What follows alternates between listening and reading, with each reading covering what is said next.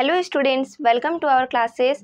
तो चलिए आज के क्लास में हम लोग क्या पढ़ेंगे, फोरियर्स थ्योरम, जो कि हम लोग पीछे क्लास में पढ़े हुए थे। आज के क्लास में बस रिकॉल करेंगे और हम लोग इसके एप्लीकेशन के ऊपर बात करेंगे कि इसका एप्लीकेशन क्या कहता है। वो आपके एग्जाम के लिए बहुत ज़्यादा इंपॉर्टेंट है। ठीक है, फोरियर्स थ्योरम के दो एप्लीकेशन है। फर्स्ट एप्लीकेशन है आपका, देखोगे, स्क्वायर वेव, और दूसरा है आपका सीसो वेव। तो ये दोनों एप्लीकेशन में से एक जो आपका है एप्लीकेशन, वो बहुत ही ज़्यादा इंपॉर्टेंट है।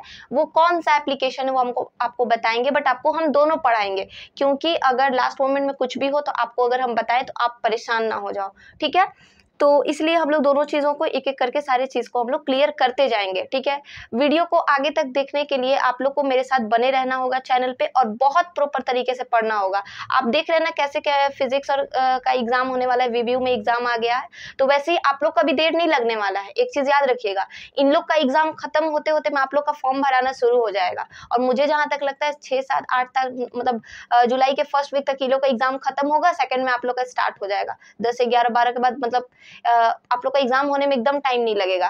ठीक है, ये लोग का एग्जाम के बीच में ही आप लोग का फॉर्म भराना स्टार्ट होगा, और ये लोग का एग्जाम खत्म होते होते में डेट आएगा और फिर एग्जाम स्टार्ट हो जाएगा। तो इसलिए इन सब चीजों को ध्यान में रखते हुए एकदम प्रॉपर तरीके से आपको पढ़ना है।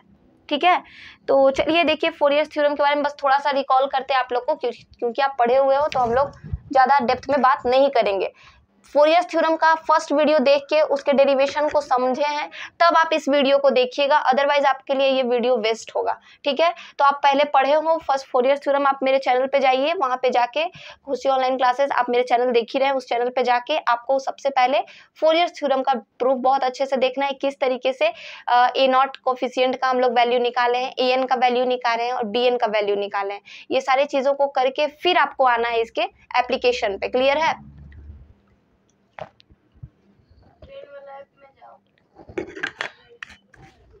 तो चलिए हम लोग थोड़ा सा बताते हैं, हल्का आपको थोड़ा डिफाइन करते हैं। देखिए बच्चों, फोरियर्स थ्योरम जो है वो सब टोटली बेस्ड है किसके ऊपर? कॉम्प्लेक्स नंबर के ऊपर। कॉम्प्लेक्स एनालिसिस करके आप सेमेस्टर 6 में एक पेपर पढ़िएगा, जिसमें क्या है कि कॉम्प्लेक्स नंबर को तोड़ने के अलग अलग रूल और अलग अलग रेगुलेशन है।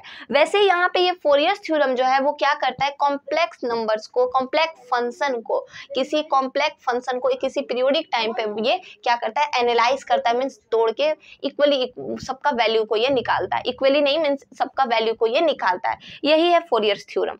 ठीक है, any finite continuous single valued periodic function can be expressed as a summation of, और यही क्या करता है सबका, जैसे कि हम लोग इंटीग्रेशन में क्या करते हैं, डिफरेंशिएशन में क्या करते हैं, तो बोलिएगा मैम डिफरेंशिएशन में हम लोग अगर हमको x का वैल्यू y के रिस्पेक्ट में निकालना है तो dx/dt करके, सॉरी dx/dy करके वैल्यूज निकालते हैं, और सबका पार्टिकुलरली वैल्यू निकाल लेते हैं। ठीक है, अगर बहुत सारा पार्शियल डिफरेंशिएशन करना है तो, और सारा वैल्यू निकाल के अगर हम आपसे कहें कि इंटीग्रेशन करना है, तो ऑब्वियस सा बात है मैम, सारे वैल्यूज को जोड़ के सबका इंटीग्रेशन का मतलब होता है टोटल निकालना, और डिफरेंशिएशन का मतलब होता है सबका एक एक करके डिफरेंशिएट करना, जिसके रिस्पेक्ट में आपको कहा जाएगा। तो ये सारी चीजों को आप बहुत अच्छे से समझ रहे हैं। तो यहाँ पे क्या कह रहा है कि summation of simple harmonic terms, means क्या कि जितने भी हार्मोनिक टर्म्स आप निकालोगे, सिंपल हार्मोनिक टर्म्स मतलब क्या है, चूंकि ये काम किस पे हो रहा है, एक फंक्शन पे। फंक्शन मीन्स क्या है, यहाँ पे फंक्शन क्या है, तो फंक्शन यहाँ पे मैम है एम्पलीट्यूड, फोर्स, फिर से आपका ये फ्रीक्वेंसी, ये सारी चीजें यहाँ की फंक्शन है।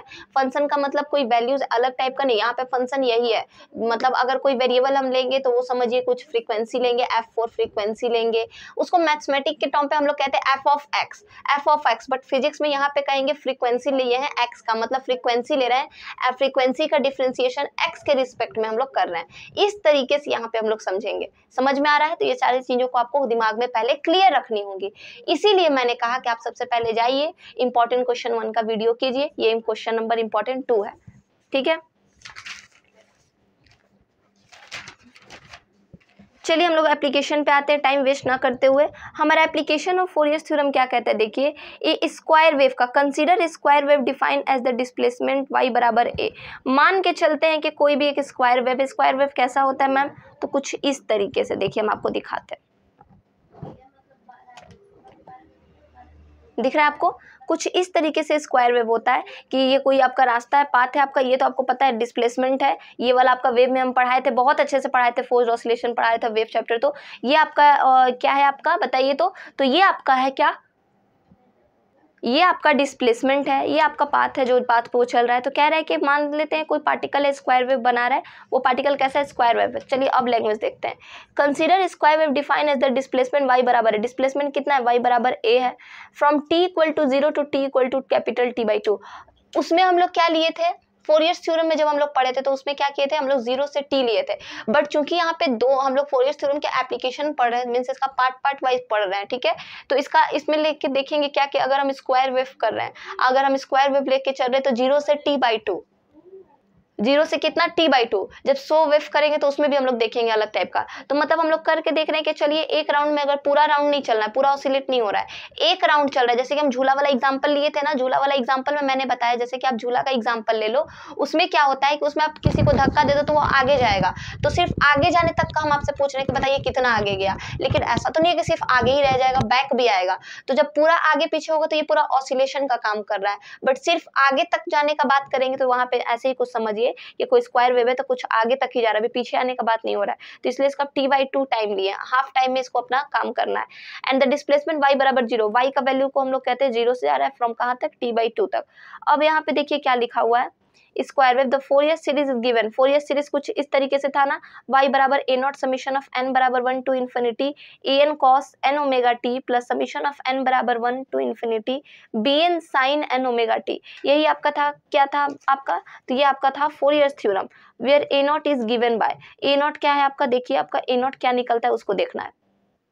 फोरियर थ्योरम के अकॉर्डिंग बच्चों हम लोगों ने a0 का वैल्यू निकाला था। आप आराम से पहले फर्स्ट वाला देखिएगा, फोरियर थ्योरम के अकॉर्डिंग हम लोगों ने a0 का वैल्यू निकाला था।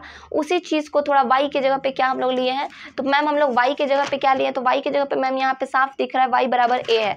तो यहाँ पे हम लोग क्या करेंगे, y के बराबर में a और dt के रिस्पेक्ट में करना है।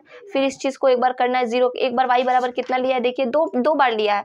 मतलब एक बार जब हमारा टाइम कितना है 0 से, एक बार देखिए हाफ हाफ करके हम क्या बताएं आपको कि जब आगे गया तब एक बार लिए, अब वो वापस भी तो आएगा, पीछे भी तो आएगा, तो जब पीछे आ रहा है तब उसका टाइम लेंगे। मतलब एक बार 0 से स्टार्टिंग किया T/2 तक गया, अब जब T/2 से आए, जब वापस पीछे भी तो आएगा तो T/2 से वापस 0 तक आएगा। तो इस चीज को हम लोग यहाँ पे देखेंगे। तो a0 बराबर 1/2, इसको आप इंटीग्रेट कीजिएगा तो आपका ये वैल्यू आएगा। इसी तरीके से the axis of displacement curve is the line इतना। अब इसका एक्सिस इसी को कह दिए ना कि हाँ चलो इसका डिस्प्लेसमेंट इतना निकला, y बराबर कितना निकला, इतना मेरा वैल्यू निकला, कह दिए इसको हम लोग। क्यों कह दिए, क्योंकि यहाँ पे a0 an bn ये सारा कोफिशिएंट्स है जो कि आपके डिस्प्लेसमेंट के तौर पे आपको दिखाएगा, ठीक है। तो यहाँ पे मेरा y बराबर हम कह दिए कि हाँ इस तरीके से जा रहा है, तो कह दिए ये, चूंकि ये y बराबर a हम लोग मान के चले थे, तो y बराबर a था, तो हम लोग a0 बराबर y बराबर a था, तो हम लोग कह सकते हैं ना y बराबर, जब y बराबर a है तो a का हाफ करेंगे तो वो भी तो ऑब्वियस बात है ना कि y के बराबर ही होगा। तो इस तरीके से हम लोग वैल्यूज को यहाँ पे देखें। अब जब हम an का वैल्यू निकालेंगे बालक, तो देखिए यहाँ पे क्या करेंगे, an का ये मेरा निकला था फोरियर थ्योरम के अकॉर्डिंग, an बराबर 2/t 0 से t, ये मेरा निकला था। अब नीचे में हम लोग क्या देखेंगे, नीचे में देखेंगे मैंने कुछ नहीं करा, y के जगह पे a रखा, बाकी सारा चीज वही है। एक बार y की जगह a रख के निकाला वैल्यू को, एक बार y की जगह 0 रख के निकाला। आपको पता है कि इस वैल्यू को हम लोग बहुत अच्छे से इंटीग्रेट हम लोग करेंगे। इसको जब हम लोग इंटीग्रेट करते हैं तो cos का इंटीग्रेशन साइन आता है, क्योंकि ये ब्रैकेट में n ओमेगा t है, तो n ओमेगा t के रिस्पेक्ट में कर रहे हैं तो t वैसे ही रहेगा, n ओमेगा इसके साथ जो भी रहता है अंदर में ब्रैकेट में। क्योंकि अगर हम ऐसे बात करें तो अगर हम cos की बात करें, अगर हम cos, ध्यान से देखिएगा, आप लोगों को शायद दिख नहीं रहा होगा, वेट अब दिख रहा होगा। अगर हम cos का वैल्यू निकाले, cos 2 थीटा मान लीजिए, इसका इंटीग्रेशन करेंगे तो हम लोग का आएगा sin 2 थीटा, ब्रैकेट में 2 चला जाता है, आपको पता है ना ये रूल। इस तरीके से वैसे इसका निकलेगा फॉर्मूला के अकॉर्डिंग, इसको तोड़ के निकालेंगे तो वैसे इस तरीके से हम लोग करते हैं। इसका साथ जो भी रहता है उस वैल्यू को पहले नीचे लिखते हैं, ठीक है। अगर 2 ओमेगा थीटा रहता है तो 2 ओमेगा पूरा वैल्यू आ जाता है, मीन्स कॉन्स्टेंट टर्म नीचे आ जाएगा, ठीक है। अब यहाँ तक थे हम लोग। अब इसके बाद देखिए क्या करेंगे, 2a n ओमेगा t बाहर आया sin n पाई। यहाँ पे एक चीज़ आप लोग क्या देखिए, यहाँ पे मैंने क्या किया है, 2a/t n ओमेगा बाहर कर दिया, sin n पाई। मैम ये आप क्या कर दिए, हमको समझ में ही नहीं आ रहा है। यहाँ पे देखिए बच्चों मैंने क्या किया, कुछ नहीं किया, n ओमेगा t इसको बाहर कर दिया हम लोग। तो यहाँ पे इसको हम आपको एक्सप्लेन करते हैं कि मैंने यहाँ पे क्या किया। यहाँ पे मैंने क्या किया, देखिए ध्यान से, sin n ओमेगा t था ना, sin n ओमेगा t था बाई n ओमेगा, ये n ओमेगा को बाहर कर दिए, ठीक है। बचा कितना, sin n ओमेगा t, यही बचा। इसके वैल्यू के ऊपर क्या लगाओगे आप लोग, 0 से t/2 लिमिट लगाओगे। क्लियर है? इस लिमिट को लगाओ और वैल्यू को पुट करना है, किसके ऊपर पुट करना है, तो t के ऊपर पुट करना है। तो साइन n ओमेगा t/, ये हुआ plus plus minus sine n omega 0। Sine 0 का वैल्यू कितना होता है, तो मैम साइन 0 का वैल्यू तो 0 ही होता है, खत्म हो गया। साइन n ओमेगा t/2, तो साइन ओमेगा t/2 को हम लोग लिखते हैं, देखिए यहाँ पे ध्यान से, 2a, ठीक है, 2a n और ओमेगा टी ध्यान से देखिए, ओमेगा टी के वैल्यू को हम लोग यहाँ पे पाई मान के चलेंगे। क्यों पाई मान के चलेंगे मैम? पाई मान के इसलिए चलेंगे क्योंकि यहाँ पे कितना वैल्यू मेरा आया है, हाफ आया है बाबू। ध्यान से देखो, हाफ किसके बराबर होता है, अगर हम यहाँ पे t/2 देख रहे हो ना, हाफ जो होता है किसके बराबर होता है, वो 90 डिग्री। आप यहाँ पे सॉल्व करोगे तो ये रूल के अकॉर्डिंग यहाँ पे हम लोग क्या करेंगे, 2a n पाई, यहाँ पे ये वैल्यू को पुट कर देंगे। ठीक है, ध्यान से समझिए, हम फिर से समझा रहे हैं इस चीज़ को कि 2a था साइन n π/2/n ओमेगा, ये वैल्यू खत्म हो गया। इस पर हम लोग कुछ नहीं किए, इस पर हम लोग क्या किए, डायरेक्टली एक बार t/2 को रख देंगे, यहाँ पे t/2 को रख दिए, एक बार हम लोग 0 रखेंगे इस पे। ठीक है, क्योंकि पार्टिकुलरली दोनों पे वैल्यू रखना है, तो ये वाला तो पूरा कैंसिल हो गया, इसमें भी एक पार्ट कैंसिल हो जाएगा। तो इसमें हमारा क्या बचेगा उसको ध्यान से देखिए, तो इसमें हमारा क्या बचेगा, देखिए साइन n, यहाँ पे शायद कुछ मिस्टेक लग रहा है क्या, देखिएगा तो आप लोग ध्यान से, n omega t by n omega. देखिए आप लोग से डिस्कस करके साथ में बनाने में अच्छा लगता है, 2a/t यहाँ पे हम लोग साथ में बनाते हैं। ठीक है, ये देखिए यहाँ पर कुछ मिसिंग लग रहा है क्या, देखिए तो अगर हम 2a/t को रखें बाहर में n ओमेगा के साथ, तो साइन n ओमेगा t, ये आया मेरा वैल्यू। अब यहाँ पे कुछ दिमाग दौड़ाया जाए क्या हम लोग, यहाँ पे क्या किया जाए बताइए, आप ही लोग बताइए क्या किया जाए। अगर हम t/2 को पुट करेंगे तो यहाँ पे t/2 पुट करेंगे, एक टर्म तो खत्म हो जाएगा। तो यहाँ पे क्या होगा, यहाँ पे जब हम लोग देखेंगे तो ये शायद कैंसिल आउट हो जाएगा, मुझे जहाँ तक लगता है ये टर्म कैंसिल आउट हो जाना चाहिए। ठीक है, ये टर्म हमारा क्या हो जाना चाहिए, कैंसिल आउट हो जाना चाहिए। n ओमेगा टी बचना, टी भी कैंसिल होगा, टी नहीं कैंसिल होगा, n ओमेगा, मतलब ये पूरा टर्म एक तरीके से बेसिकली देखा जाए तो साइन का वैल्यू हमारा यहाँ पे क्या हो जाएगा, an का वैल्यू अगर हम आगे निकालेंगे तो यहाँ पे an का जो वैल्यू होगा उसको यहाँ पे 0 मान के चला गया। क्यों 0 मान के चला गया है, क्योंकि इसको डिफ्रेंशिएट ना करके डायरेक्ट कह दिया गया है कि यहाँ पे जो हम वैल्यू निकालेंगे साइन के केस में, इसका हायर पावर आ सकता है, या फिर डायरेक्टली इसको कहेंगे कि इसका वैल्यू को हम लोग कितना मान लिए, 0 मान लिए। कितना मान लिए, इसके वैल्यू को हम लोग 0 मान लिए हैं। ठीक है, पाई है क्योंकि यहाँ पे पाई आया है, और हमको पता है साइन 180 डिग्री का वैल्यू कितना होता है, तो साइन 180 डिग्री के वैल्यू के अकॉर्डिंग यहाँ पे हम लोग क्या लिख देंगे, 0 लिख देंगे। ठीक है, पाई क्यों मान लिए, क्योंकि t/2 मतलब क्या, t/2 मतलब सिंपल सा बात है 90 डिग्री के बराबर के तौर पे, चूँकि यहाँ पे साइन का वैल्यू के अकॉर्डिंग यहाँ पे हम लोग उसी चीज़ को तो शायद मान के चले हैं, इस वजह से यहाँ पे an बराबर हमारा 0 आया। बट कोई बात नहीं, यहाँ पे कंफ्यूज नहीं होना है इस चीज़ पे, डायरेक्टली आप लोग इसको देखिएगा, कुछ भी गड़बड़ लगे तो आप मुझे बताइएगा, पर गड़बड़ का बात ही नहीं है। 2a/t है, sine n omega t by n omega है, 0 से t/2 प्लस 0। ठीक है, 2a/n omega t sine n pi मैंने इसलिए रख दिया क्योंकि मैंने क्या किया, t/2 को डायरेक्टली पाई से रिप्रेजेंट कर दिया, क्योंकि 90 डिग्री का था तो इसलिए। अब यहाँ पे क्या हुआ, n बराबर 0, n का वैल्यू कितना आता है, 0 आता है, क्योंकि साइन 180 डिग्री का वैल्यू के अकॉर्डिंग आप देखना तो वो 0 के अकॉर्डिंग होगा। ठीक है, तो यहाँ पे मेरा n का वैल्यू कितना आ गया, 0 आ गया। अब क्या यहाँ पे देखेंगे, अब यहाँ पे क्या देखेंगे कि all the cosine terms disappear from the series, जितना भी कोसाइन टर्म होगा वो क्या हो जाएगा, हमारे टर्म से डिसअपियर हो जाएगा। क्योंकि यहाँ पे जब हम लोग कॉस का वैल्यू देख रहे थे तो कॉस का वैल्यू हमारा क्या था, वो 0 आ गया था, इस वजह से यहाँ पे कॉस का जितना भी टर्म्स होगा वो क्या हो जाएगा, डिसअपियर हो जाएगा, वो सारा टर्म हट जाएगा। Similarly bn is given bye, similarly bn को भी इसी तरीके से हम लोग निकालेंगे और हमारा वैल्यू कुछ ऐसा आएगा, और लास्ट में हमारा इस तरीके का कुछ देख रहे हो आप किस तरीके से हम बना रहे हैं, पार्टिकुलरली एक एक करके आप देखोगे। अच्छा, अब समझ में आया यहाँ पे क्या हुआ था। यहाँ पे मैंने क्या किया, ओमेगा बाई, यही फॉर्मूला का यूज़ किया, 2π/t बच्चों ध्यान से देखिए, ओमेगा बाई टी, उसी तरीके से यहाँ पे जो फॉर्मूला देख रहे हो ना, omega equal to t/2, 2π/t। अब यहाँ पे हम आपको समझाते हैं क्या किए थे, अब दिमाग में दौड़, वही हम सोचें, पता है आपको, एक बार भी मैथ्स में थोड़ा भी कहीं हम रुकते हैं ना तो मेरा हाथ रुक जाता है, आगे नहीं बढ़ पाते हम लोग। तो हम लोग यहाँ पे साइन n और साइन n लिखिए, n omega t, sine n omega t, ध्यान से देखिए, साइन n ओमेगा t, ये वैल्यू था ना हमारा, स्मॉल t था ना, इसको हम लोग पुट करें तो डायरेक्टली यहाँ पे क्या किया गया, अकॉर्डिंग टू रूल ओमेगा बराबर लिख दिया हम लोग 2π/t, तो साइन n 2π/t क्योंकि यहाँ पे वैल्यू को पुट करना ही है आपको, तो कैपिटल T/2 एक बार पुट करेंगे, यहाँ पे पूरा कर देंगे 0 तो पूरा 0 ही हो जाएगा, तो उसको लिखेंगे ही नहीं, खत्म हो गया। अब यहाँ पे T कैंसिल हो गया, 2 कैंसिल हो गया। अब समझ में आया कैसे हमारा वैल्यू आया, sin n पाई। ध्यान से देखिए हम क्या किए हैं, कुछ नहीं किए हैं, ये वैल्यू को ध्यान से देखिए, 2a/t है, sin n omega t/n omega है, 0 से 2/2 लिमिट लेना है। 2a n omega t sin n पाई कैसे आया उसको देखिए। उसके लिए हम यहाँ पे अगर हम लिखें आपको तो देखिए क्या किए हम, 2a/t किए हम लोग यहाँ पे बाय sin n, ओमेगा की जगह पे बाबू हम लोग क्या कर दिए, ओमेगा की जगह रूल है, फॉर्मूला है एक ये फॉर्मूला है आपका 2π/T। हम दूसरा टर्म इसलिए नहीं लिए क्योंकि यहाँ पे माइनस करके एक और होता है, upper limit minus lower limit होता है, तो यहाँ पे माइनस करके और होता है, क्योंकि यहाँ पे साइन 0 का वैल्यू टोटल 0 ही होगा, इसलिए हम लोग उस टर्म को नहीं लिखते, इतना ही रहने देते, ठीक है, इतना ही रहने देते। अब वैल्यू को पुट कर दिए, 2 कैंसिल आउट हो गया, T कैंसिल आउट हो गया, तो आपका क्या बचा, sin n पाई, तो लिख दिए sin n पाई। तो इस तरीके से पाई का वैल्यू 180 डिग्री के साथ तो पूरा 0 हो जाएगा।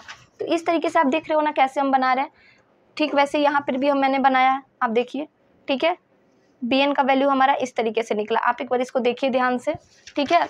अब यहाँ पे हम लोग क्या लिखें, चूंकि n इज इवन है कॉस के टर्म में, तो हमारा +1 लेंगे, क्योंकि कॉस हमको पता है कि कॉस +1 इवन के तौर पे अगर हम लेते हैं, अगर n इवन है तो कॉस n पाई का वैल्यू आपको 1 लेना है। ध्यान से सुनिए, अगर आपको n का वैल्यू इवन मिलता है, अगर आपको n का वैल्यू इवन मिलता है तो आपको कॉस टर्म को पॉजिटिव लेके चलना होगा।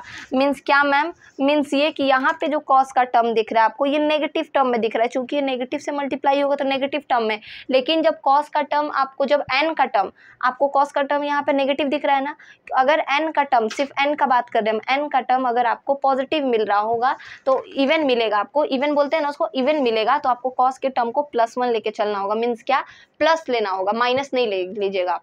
फिर से सुनिए, स्टार्टिंग में यहाँ पे क्या है, यहाँ पे माइनस करके है ना, -2a/n ओमेगा टी, ये नहीं, यहाँ पे ए है ना, यहाँ पे आप देखिए -2a/n ये है ना, क्योंकि यहाँ पे इवन आपको दिख रहा है, इवन नंबर है, तो अगर even number n is even, अगर आप n इवन मान के चलो, ठीक है, हम इस 2 को 2 मिनट के लिए हटा देते हैं, सपोज हट गया n, अगर आप इवन लेके चलोगे तो आपका कॉस का वैल्यू पॉजिटिव में लेना होगा, नेगेटिव को आप निगलेक्ट कर दोगे। लेकिन अगर आप कॉस के वैल्यू को नेगेटिव, इवन की जगह ऑड लेके चलोगे तो आपके कॉस का वैल्यू को क्या लेना होगा, नेगेटिव लेना होगा, क्योंकि ऑब्वियस सा बात है, पहले से ही नेगेटिव प्रेजेंट है तो नेगेटिव पॉजिटिव ही होगा।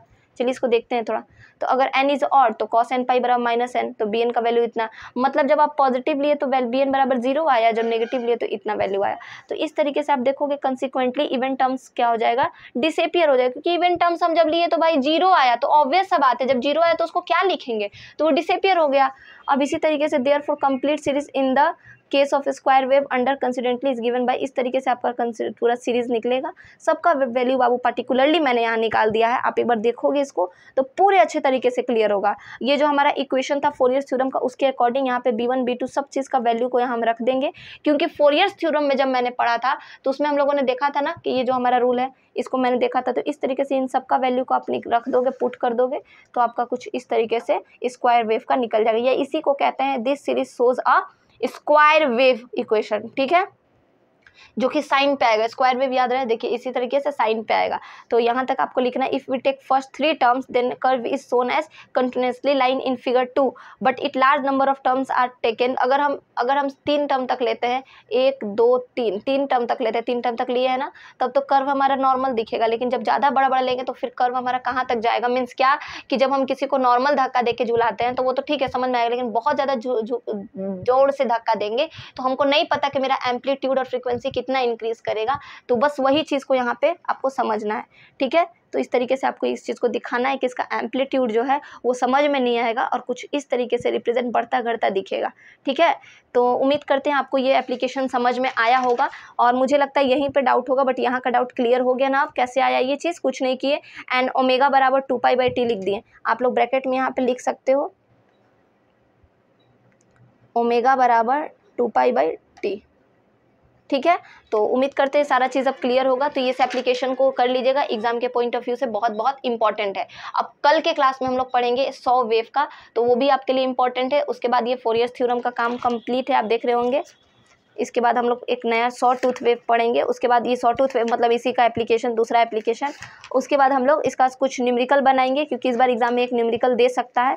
उसके बाद हम लोग नया चैप्टर स्टार्ट करेंगे, ठीक है। मतलब आप समझ गए ना, ये चैप्टर खत्म हो गया, बस एक एप्लीकेशन और ये चैप्टर खत्म। तो ठीक है, फिर मिलते हैं अपने नेक्स्ट वीडियो में। तब तक के लिए आप हमारे चैनल पे बने रहिए। और कैसा लगा क्लास आप मुझे ज़रूर कमेंट करके बताइए, और समझ में आया नहीं आया वो चीज़ ज़रूर बताइएगा हमको, ठीक है। और अपने फ्रेंड्स के साथ आप लोग शेयर करके सपोर्ट कर सकते हैं। बाकी के लिए मिलते हैं अपने नेक्स्ट वीडियो में, तब तक के लिए अपना ध्यान रखिए। थैंक यू सो मच हमारे चैनल में लास्ट तक बने रहने के लिए।